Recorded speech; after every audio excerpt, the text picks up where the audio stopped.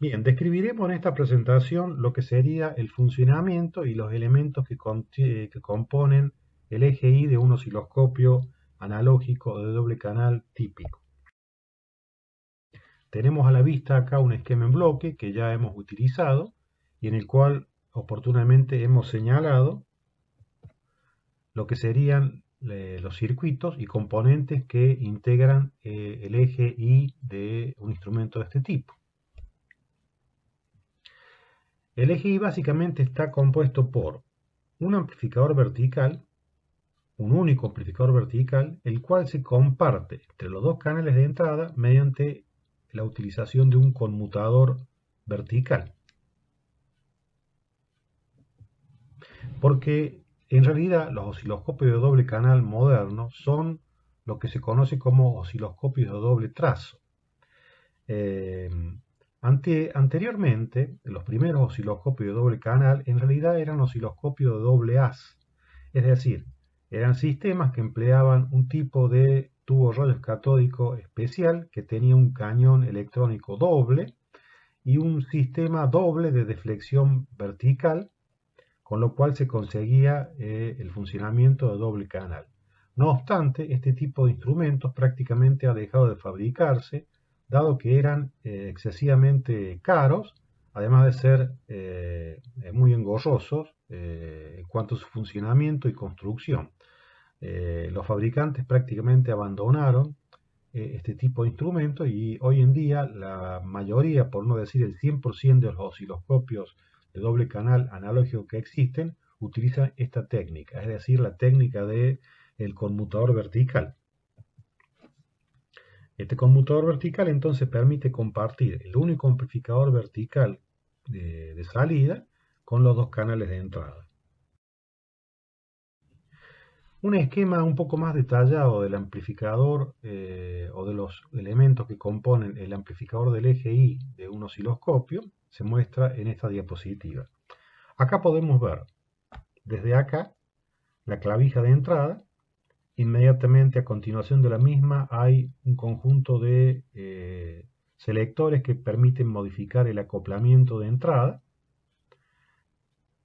seguido de un atenuador que está asociado a un control de ganancia y un magnificador que ya vamos a describir y uno o dos preamplificadores, eso depende de la marca, el modelo del instrumento, pero en general la mayoría adoptan esta disposición.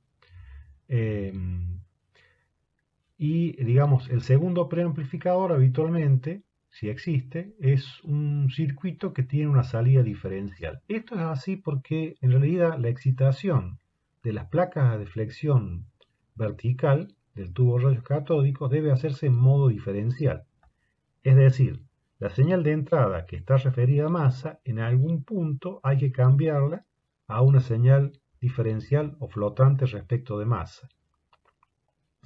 En algún punto de la cadena se toma una muestra de la señal presente que se utiliza para el disparo, esto a través de un amplificador de gatillado o de disparo. Todas estas salidas van al conmutador vertical. El conmutador vertical en realidad es un conjunto de llaves electrónicas, ¿sí?, que combinan adecuadamente los dos canales de entrada. Normalmente este tipo de instrumentos puede trabajar en modo canal único, desde el canal 1 o canal 2 por separado, o en modo dual. Cuando el instrumento está en modo dual, hay básicamente dos maneras de funcionar. Una es en el modo dual alternado y otra es en el modo dual troceado, que vamos a explicar a continuación. Además de las llaves electrónicas que cumplen estas funciones, normalmente suele haber una sección del conmutador vertical que en realidad es un circuito lineal, en el cual se puede hacer la suma o la diferencia entre las señales presentes en cada una de las entradas, con una aplicación que ya vamos a ver seguidamente.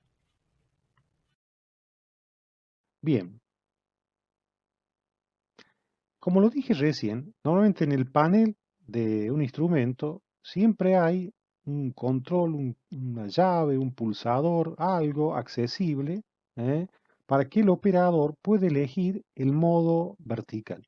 ¿Eh? Lo puede elegir modo canal 1 o modo canal 2, serían osciloscopios, digamos, de un solo canal, desde el canal 1 al canal 2, modo dual o modo suma, ¿eh? O modo diferencial, que ya lo vamos a explicar. Entonces, vamos a comenzar por la explicación del funcionamiento en el modo dual, dos canales. En el modo dual hay básicamente dos formas de hacer el barrido. Una es el barrido alternado y otra es el barrido muestreado. Vamos a suponer que tenemos dos señales, una aplicada a cada uno de los canales de entrada, y que bueno, el disparo está en modo disparo interno y que se está ejecutando tomando como referencia la señal que está presente en el canal 1. Entonces acá tenemos el nivel de disparo y esto da inicio a una secuencia de barridos, uno a continuación del otro. En el modo alternado, el conmutador se va conmutando entre un canal y otro en forma alternada, de manera tal que, por ejemplo, en el primer ciclo de barrido se conecta el canal 1. Se traza sobre la pantalla la información correspondiente a lo que está en el canal 1. En el siguiente ciclo de barrido, el conmutador cambia al canal 2. Se traza sobre la pantalla la señal que está presente a la entrada del canal 2. Si los cambios son suficientemente rápidos, el operador no alcanza a notar la diferencia y se aprecian las dos señales simultáneamente en la pantalla. Claro, para que esto sea así, el cambio, o sea, la velocidad de barrido, tiene que ser elevada. ¿Eh? Si la velocidad de barrido es baja, en algunas circunstancias se puede llegar a apreciar el parpadeo, el pasaje de un canal a otro, lo cual hace que en realidad este modo, el modo alternado, sea útil o apropiado cuando uno intenta visualizar señales de alta frecuencia, es decir, cuando las velocidades de barrido son elevadas. Si las velocidades de barrido son bajas, hay un efecto molesto de parpadeo en la pantalla por el pasaje de un canal al otro.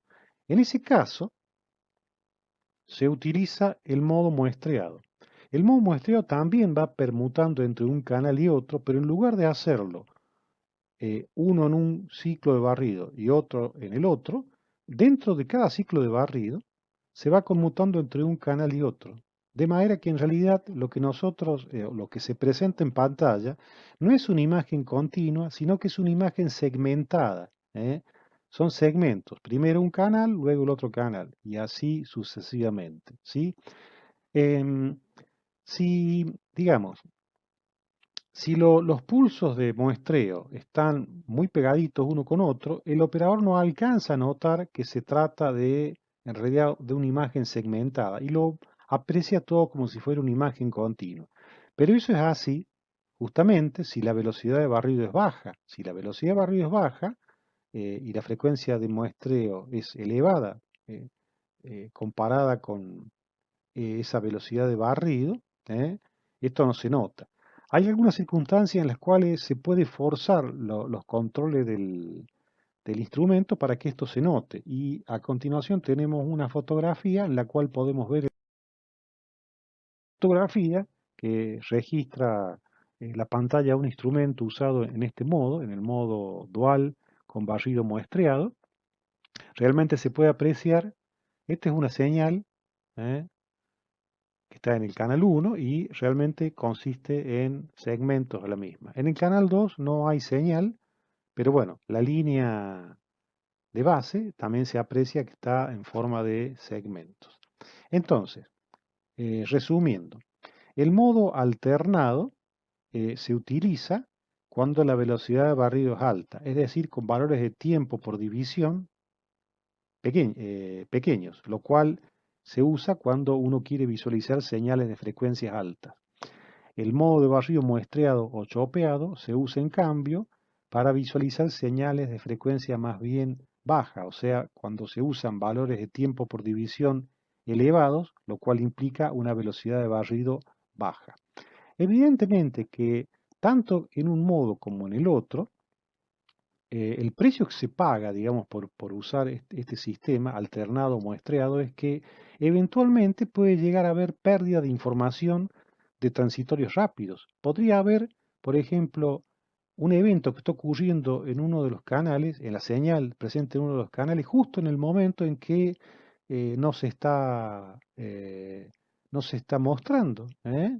El ejemplo también valdría para el barrido alternado. Podría ocurrir que haya algún tipo de evento, un transitorio, y que se está mostrando justo un canal y el evento ocurre en el otro canal y bueno, se pierde información. Pero bueno, en la mayoría de los casos este defecto es mínimo y puede ser pasado por alto.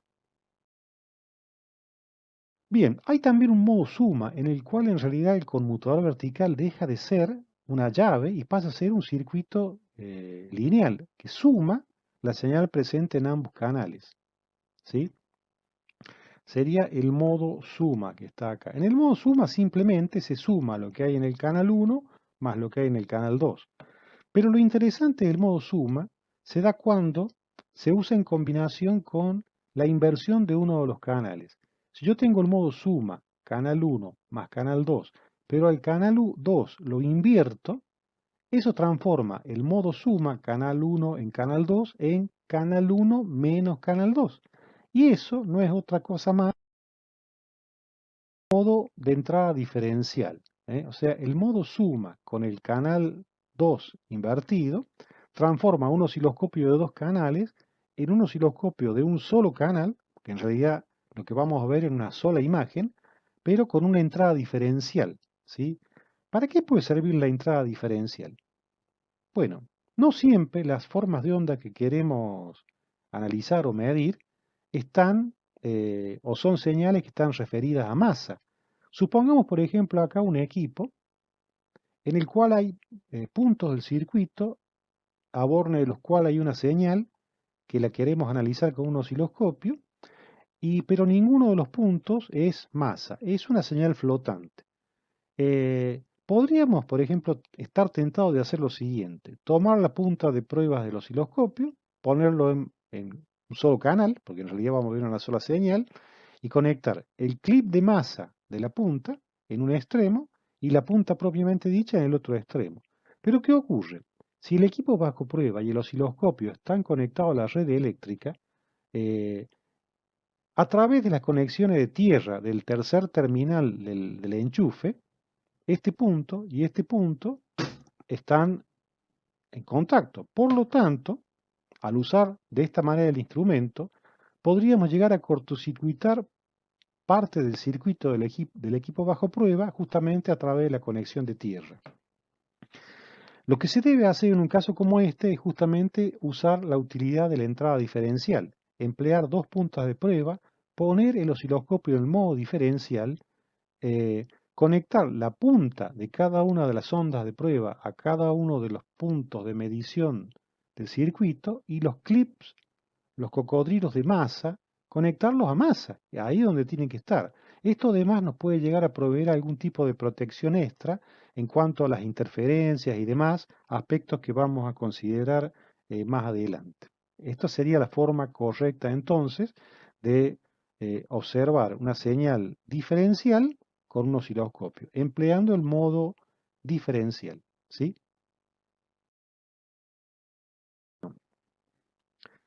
Todos los osciloscopios poseen a la entrada de cada canal un atenuador acoplado a un ajuste de ganancia, ¿sí?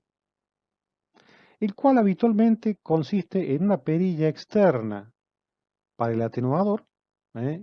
Que va cambiando la atenuación en saltos, por ejemplo, 5 volt por división, 2 volt por división, 1 volt por división, 0.5 5 volt por división, de esta manera, y una perilla concéntrica que es el ajuste continuo de la ganancia dentro de cada uno de los rangos.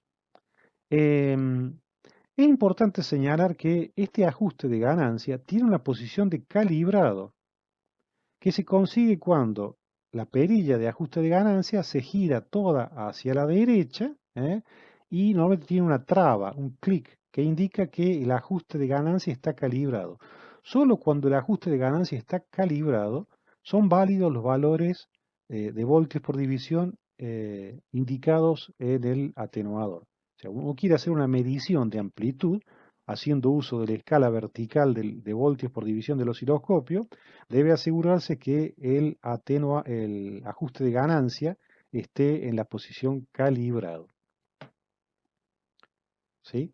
Entonces, el atenuador es la perilla externa y normalmente el ajuste de ganancia es la perilla concéntrica interna. ¿Sí? Ahora, junto con el control de ganancia, es normal que haya lo que se llama un magnificador.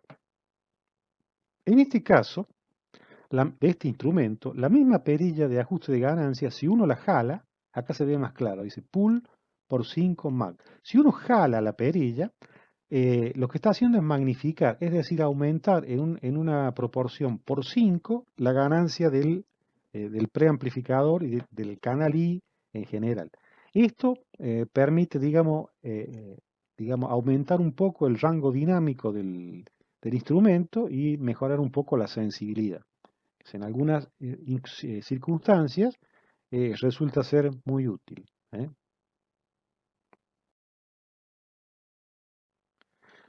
Bueno, vamos a ver un poquito ahora el acoplamiento de entrada.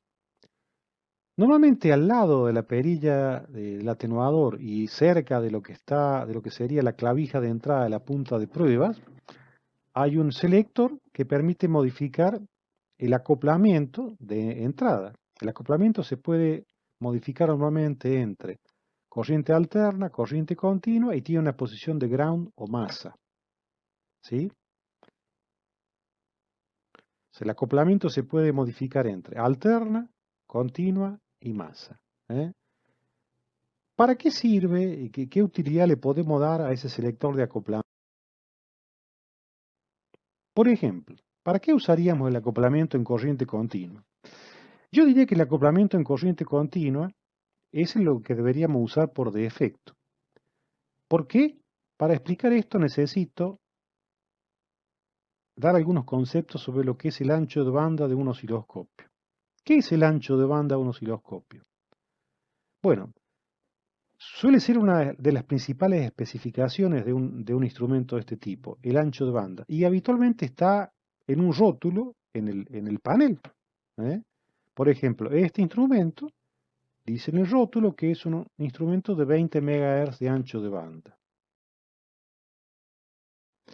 Bien, simplemente el ancho de banda se corresponde con la frecuencia de corte superior en la curva de respuesta en frecuencia de todo el canal I del instrumento, lo cual incluye desde la clavija de entrada, los amplificadores, los atenuadores, inclusive el amplificador de salida y el tubo rayos catódicos. Todo ese conjunto tiene un ancho de banda que viene definido justamente por la frecuencia de corte, a partir del cual la amplitud o la ganancia, perdón, respecto de lo que tenemos en corriente continua, cae 3 dB.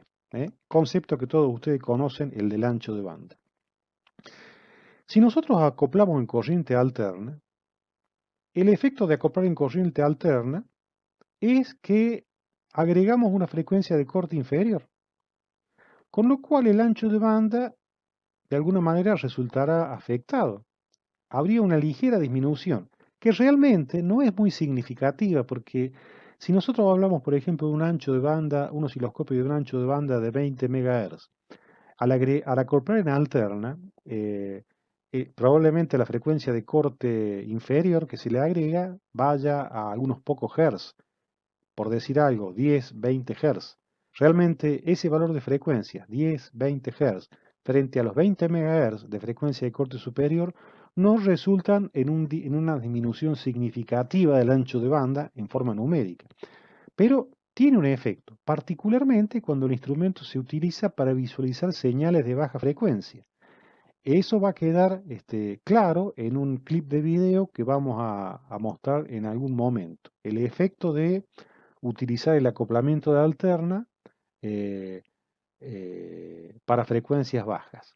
Entonces, la recomendación es usar el acoplamiento de corriente continua. Ahora, ¿Cuándo usar el acoplamiento de alterna? Entonces, ¿para qué tienen acoplamiento de alterna los osciloscopios y cuándo usarlo? Bueno, la razón es parecida a la que esgrimimos en su momento cuando explicamos este tema al considerar lo del acoplamiento del disparo de la base de tiempo. ¿Qué pasa si la señal que queremos visualizar es una señal de pequeña amplitud que está superpuesta sobre un nivel de continua elevado frente a la amplitud de la señal? Bueno, pues pasa que si nosotros queremos visualizar cómodamente la señal, nos vemos obligados a usar un valor de sensibilidad alto. Y eso lo que va a producir es que si estamos acoplando en continua, la gráfica, la señal salga fuera de los límites de la pantalla. No la podremos traer, digamos, a una posición cómoda para observarla. Bueno, en ese caso es preferible usar el acoplamiento en la alterna, ¿sí? Cuando el nivel de continuo asociado a la señal que queremos visualizar es grande comparado con la amplitud de esa señal. Ahí utilizaríamos el acoplamiento en alterna. Bueno, vamos a considerar ahora el tema de la impedancia de entrada del osciloscopio. Normalmente uno tiene la idea de pensar o se tiene la idea en general de que un osciloscopio es un instrumento de alta impedancia. Sí, eso es cierto, ¿eh? Pero en ciertas condiciones. La impedancia de entrada, en realidad, es un valor que está normalmente claramente especificado en un rótulo que está en el panel del instrumento al lado de la clavija de entrada del canal vertical. De paso, también en esa clavija hay otro rótulo, suele estar, que dice cuál es el valor de tensión máxima que se puede aplicar y que debe ser muy tenido en cuenta bajo riesgo de producir daños justamente en la electrónica del instrumento. Acá, por ejemplo, en este instrumento son 400 volt máximo. Bien, pero volvamos al tema de la impedancia. Lo típico es que se especifique de esta forma. Un valor de resistencia, que normalmente es un megón, ese es un valor adoptado prácticamente como norma por todos los osciloscopios, y un valor de capacidad de algunos picofaradios, por ejemplo, 25 picofaradios. Un megón, 25 picofaradios. Entonces, el osciloscopio, su circuito de entrada equivalente es una resistencia y un capacitor. Esa sería la impedancia de entrada. Esta resistencia, un megón, normalmente es algo que tiene existencia física, está. Uno lo puede, si abre un instrumento y la busca en el circuito, probablemente lo pueda llegar a ubicar. Es una resistencia o un conjunto de resistencia que tiene ese valor, un megón. Pero la capacidad de entrada no es un elemento físico, no hay un capacitor de entrada de un valor, por ejemplo, 25 picofaradios. Esto es la capacidad parásita de toda la entrada, que suma la capacidad de la clavija del conector BNC, más el chicotito de cable blindado que va desde el conector hasta el circuito, más la capacidad del impreso. O sea, es una capacidad parásita, no hay un elemento físico. Esa capacidad, por lo tanto, no es de un valor fijo, puede variar, dependiendo de la marca, modelo, inclusive en un osciloscopio puede ser ligeramente distinta de un canal al otro. Su valor puede variar entre 20 y 30 picofaradios. Esos son más o menos los márgenes de variación. Por lo tanto, se trata de una impedancia y como es una impedancia varía con la frecuencia. Evidentemente que para corriente continua la impedancia del osciloscopio vale un megón. Es un valor alto de impedancia. Pero ¿qué pasa para corriente alterna? ¿Qué pasa, por ejemplo, si la frecuencia es 10 MHz? En el osciloscopio cuya fotografía mostramos, el ancho de banda del osciloscopio era 20 MHz.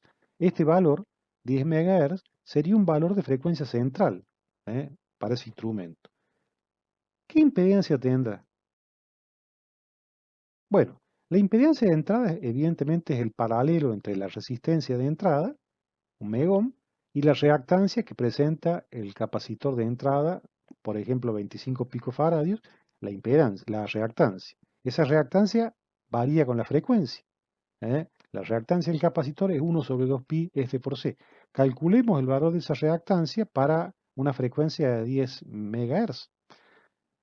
Bien, yo acá he consignado los valores numéricos, no he puesto las unidades para simplificar un poco la diapositiva, pero bueno, si ustedes sacan la cuenta, les recomiendo que lo hagan, van a llegar a un valor de reactancia capacitiva de 600 ohms.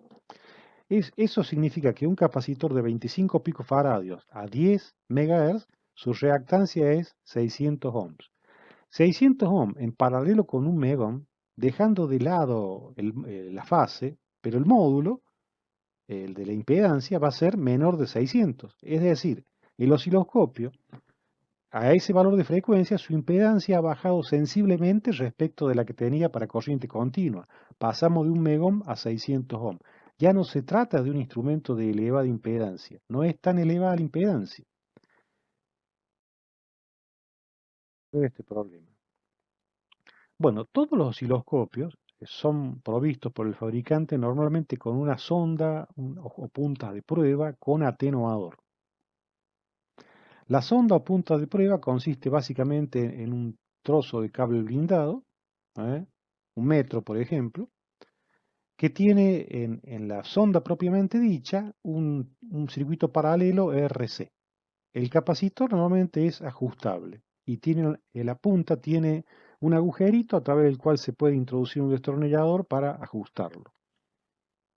Entonces, el circuito equivalente quedaría de esta manera: el osciloscopio con su impedancia de entrada y la punta de pruebas, de la cual solo hemos dibujado acá el conjunto RC de la punta. No hemos puesto acá, deberíamos agregar en este esquema la capacidad del cable, pero no lo vamos a hacer. Para simplificar lo vamos a tomar así de esta manera.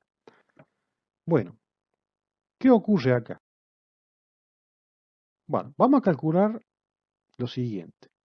La punta tiene un valor de capacidad de resistencia tal que, de alguna manera, si yo aplico una señal de entrada, con esto va a formar un divisor de impedancias y la tensión de entrada real, la señal de entrada al osciloscopio, se puede calcular de esta manera. P sub E, acá, esto, sería B sub S, la señal, por ZE sobre Z más ZE. Bueno, desarrollando esta expresión, las impedancias, llegamos a esta expresión que tenemos acá, en la cual,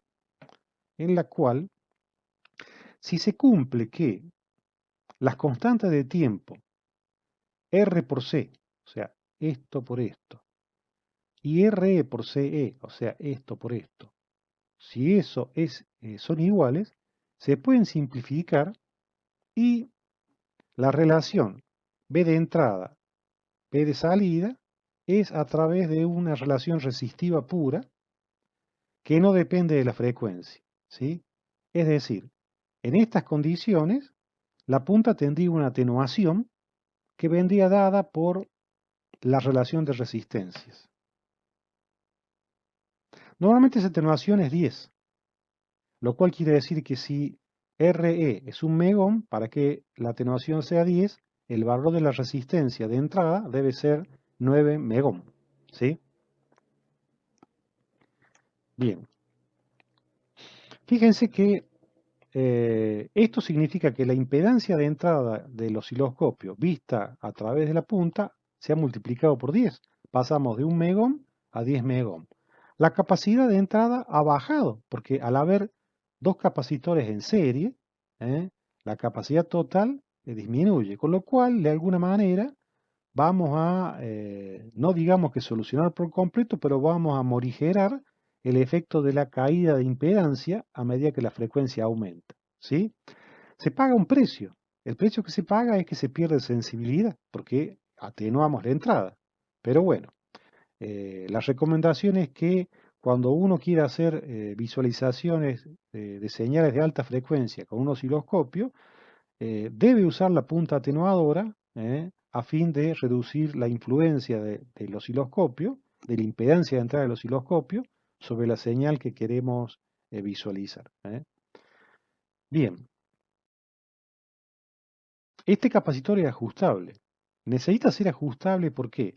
Porque como hemos dicho, la capacidad de entrada es una capacidad parásita y Se tiene una idea de su valor, pero no se sabe con exactitud. Inclusive, lo dije, en un mismo instrumento puede variar de una entrada a otra. Entonces, para poder cumplir la condición de que las constantes de tiempo sean iguales, algo tiene que ser ajustable. Esta resistencia no se podría ajustar porque si no cambiaría la atenuación de la punta. Lo que queda por hacer ajustable es este capacitor. Normalmente las puntas de prueba tienen un agujerito a través del cual se puede acceder mediante un destornillador a ese capacitor para lograr la igualdad de las constantes de tiempo. Y eso se logra haciendo uso de un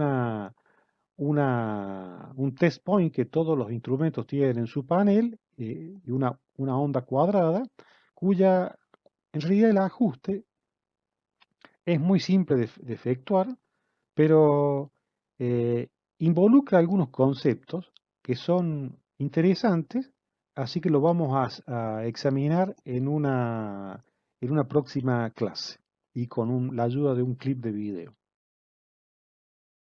De esta forma habríamos dado fin a la parte de el canal del eje I, los canales I de un osciloscopio, y restarían algunos detalles que serán objeto de una próxima presentación.